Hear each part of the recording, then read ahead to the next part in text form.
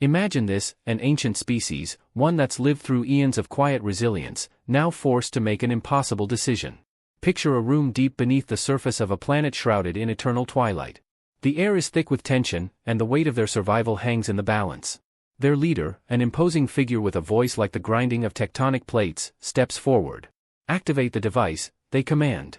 Wait, a device? Why does that sound like the start of a bad idea? But before we get into that, let me ask you this: have you ever made a choice so desperate, so final, that there was no turning back? No time to explain. No second chances. Just the raw gamble of survival. Because that's what they were facing. The isopods, a species known more for their unbreakable shells than their bold decisions, were cornered. The enemy, an alien force called the Brin, had been tearing through their territories like wildfire through dry grass. You can almost hear the doubt in the room, right? The whispers among the council, questioning the leader's sanity. But the cost, someone begins to object. Do it. The words hit like a hammer. And with a reluctant tap on a glowing crystal, the decision is made. Energy pulses through the room, vibrating across the cavernous walls, then bursts outward into the unknown. Now, let's pause for a moment. What do you think happens when a decision like this ripples out into the cosmos? Spoiler alert, it's never as simple as they think. Somewhere on a distant world, the pulse reaches its mark. This is where things get weird. A planet covered in rolling blue fields, home to creatures most would dismiss as harmless. Fluffy little beings, so unassuming you'd be forgiven for thinking they were living plush toys. But this energy? It changes something. No, it awakens something. One of these blue creatures, their leader maybe, stands in confusion as instincts buried deep within their genetic code roar to life. They glance down at a relic from a bygone battle, a discarded isopod weapon left behind in the chaos of war. Do we touch it? If this were a rom-com, this would be the moment where you yell, "Don't pick it up!" But this isn't a rom-com, this is war. As delicate hands grasp the cold metal, you can almost feel the energy crackling between them. Something clicks, both literally and figuratively. What were once harmless fuzzballs now stand on the precipice of becoming something entirely different. It's not every day you see a species go from innocent bystanders to warriors in training. Kind of makes you wonder, what would it take to awaken something like that in us? But hey, we'll come back to that thought. For now, let's leave these fuzzies to their newfound weapons and instincts. Because trust me, things are about to escalate in ways no one could have predicted. Oh, and if you're thinking, wait, are they really going to fight back against an intergalactic force? Oh, they are. But not alone. Stick around, this is just the beginning. The battlefield isn't what you'd expect. Not barren or lifeless, but a surreal blend of chaos and beauty. Rolling blue fields turn to shimmering craters, streaked with fire and shadow. Above, the skies boil with storm clouds that aren't really clouds, they pulse and twist with the energy of the Brin's weapons, ripping through the air like the screams of the damned. And right there, in the heart of this apocalypse, stand the fuzzies. Well, they're not so fuzzy anymore. It's strange, isn't it? How quickly a species can adapt when pushed to the brink. Yesterday, they were quiet foragers, scattering at the first hint of danger. Today, they wield weapons that crackle with energy, moving with a coordination that shouldn't be possible for creatures who, just weeks ago, didn't even understand the concept of war. How did this happen so fast? The relic. That single, forgotten isopod artifact wasn't just a weapon, it was a key. A genetic trigger designed to awaken survival instincts in species deemed worthy of the fight. The isopods didn't leave it behind by accident. They left it as a gamble, an offering, and maybe even a test. But here's the kicker, the Brin didn't see this coming.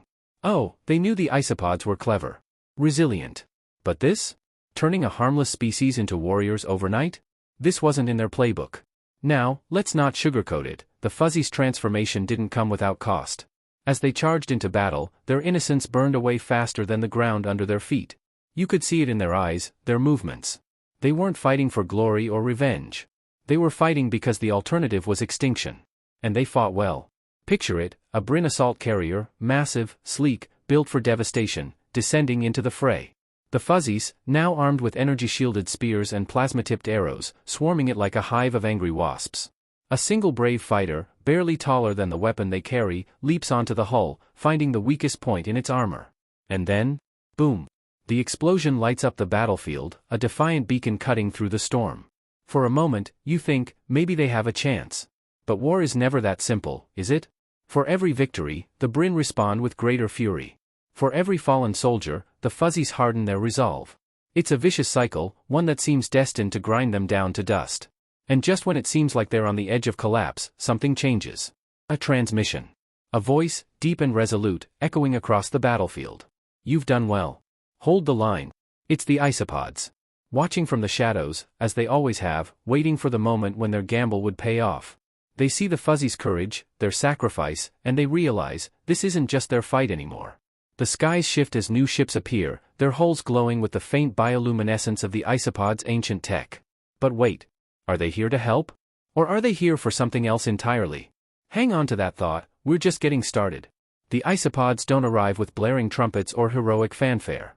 No, they materialize silently, their vessels shimmering like specters against the chaos. It's eerie, like ghosts stepping out of the shadows. And in that moment, everyone pauses. The Bryn. The Fuzzies. Even the storm above seems to hold its breath.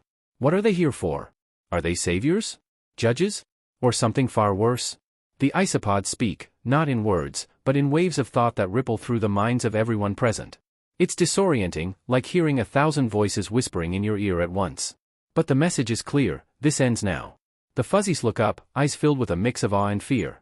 They've seen what the isopods can do, those strange relics, the transformations, the raw power they possess. But they also know that nothing comes without a price. And the Bryn? Oh, they're not impressed. If anything, they seem more enraged. Their ships regroup, weapons charging, ready to face this new threat. The Bryn don't back down. They never have. It's not in their DNA. But here's where it gets interesting. The isopods don't fire a single shot. No weapons, no flashy explosions. Instead, they unleash something else. Imagine a sound so deep it's more like a vibration, shaking the air, the ground, and even your bones. The Bryn ships falter, their systems glitching, their once pristine formation scattering in chaos. Soldiers drop their weapons, clutching their heads, as if something is crawling inside their minds. It's not pain they're feeling. It's fear. For the first time in their existence, the Bryn understand what it means to lose control. To be vulnerable. To face something they can't conquer with sheer force. The Fuzzies, meanwhile, are frozen. They're not sure whether to cheer or run. The isopods' power is terrifying, yes, but it's also mesmerizing. Like watching a wildfire consume a forest, destructive and beautiful all at once. And then the isopods do something no one expects. They turn to the Fuzzies, their thoughts sharper now, more focused. A single question resonates through the survivors: do you wish to end this? It's not a simple question. Ending the fight means more than victory. It means choosing to let go of the rage, the fear, the need for vengeance that's fueled them for so long. And here's the twist, the isopods aren't offering to end the war for them. No, they're handing the Fuzzies the power to decide, power that could annihilate the Bryn in an instant, but at a cost so great it's almost unthinkable. Do they take it? Do they trust themselves with that kind of power? Or do they risk it falling into the wrong hands?